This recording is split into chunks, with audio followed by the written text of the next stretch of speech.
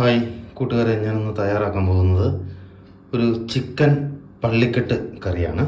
അതിനായിട്ട് ഞാനിവിടെ എടുത്തിരിക്കുന്ന ഒരു 300 ഗ്രാം ചിക്കനാണ്. ഞാനിതൊരു കുക്കറിലേക്ക് ഇടുകയാണ്. ഞാൻ ഇതിലേക്ക് ഒരു 1/2 സ്പൂൺ ഉപ്പ് ആഡ് ചെയ്ത് കൊടുത്തു.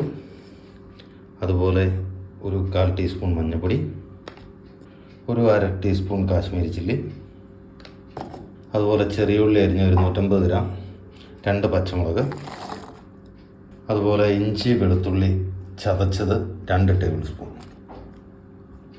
അപ്പോൾ നമുക്കിതൊന്ന് മിക്സ് ചെയ്ത് അടുപ്പിൽ വെച്ച് വേവിച്ചെടുക്കണം. അതുപോലെ തന്നെ ഇതിലേക്ക് ഞാൻ 1 സ്പൂൺ നാരങ്ങ നീരും കൂടെ ചേർക്കുകയാണ്. അതുപോലെ നമ്മുടെ ചിക്കനും ഇതെല്ലാം മസാലയെല്ലാം കൂട്ടി റെഡിയാക്കി ഞാൻ ഇതിലേക്ക് ഒരു അല്പം കറിവേപ്പില ഇട്ട് കൊടുക്കുകയാണ്.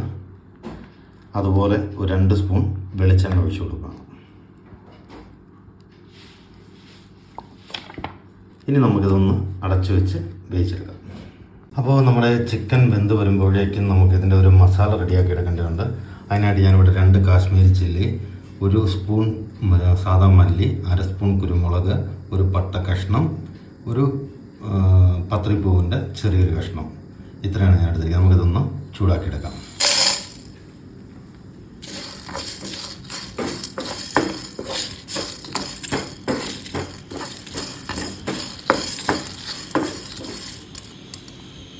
നമുക്കൊന്ന് വറുത്ത് പൊടിച്ചെടുക്കേണ്ടതുണ്ട്.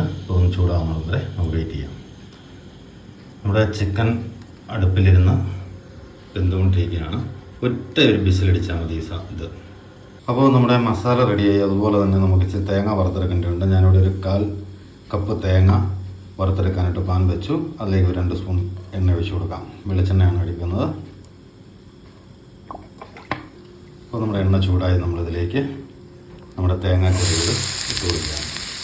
ഇനി നമുക്കതൊന്ന് വറുത്തെടുക്കാം. തീ കുറച്ച് വെച്ച് വറുത്തെടുക്കുക. കരിഞ്ഞ് പോകാതെ വെച്ചിങ്ങനെ കരിഞ്ഞ് പോയി കഴിഞ്ഞാൽ കറിയുടെ ടേസ്റ്റ് നഷ്ടപ്പെടും. അങ്ങനെ നമ്മുടെ തേങ്ങ വറുത്തത് റെഡിയായിരിക്കുകയാണ്. ഇതൊരു മാറ്റി വെക്കാം. അങ്ങനെ നമ്മുടെ ചിക്കനെല്ലാം വെന്ത് റെഡിയായി. ഞാനൊരു പാൻ അടുപ്പിലേക്ക് വെച്ചു. അതൊന്ന് കത്തിച്ചിട്ടുണ്ട്. അതിലേക്ക് നമ്മുടെ വെന്ത ചിക്കൻ ഒന്ന് ചേർക്കുകയാണ്.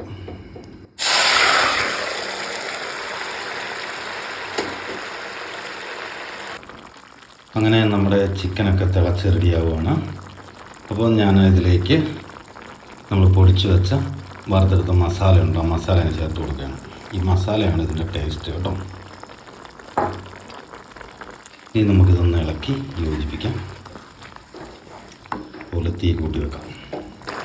അങ്ങനെ നമ്മുടെ കുരുമുളക് പൊടിയൊക്കെ ഇട്ട് പൊടിച്ചെടുത്ത മസാലയെല്ലാം ചേർത്ത് നമ്മുടെ ചിക്കൻ നല്ലപോലെ തിളയ്ക്കുന്നുണ്ട്.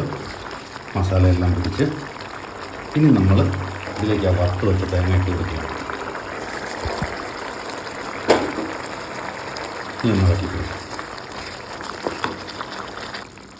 അങ്ങനെ നമ്മുടെ ചിക്കൻ പള്ളിക്കറി റെഡിയായിരിക്കുകയാണ്.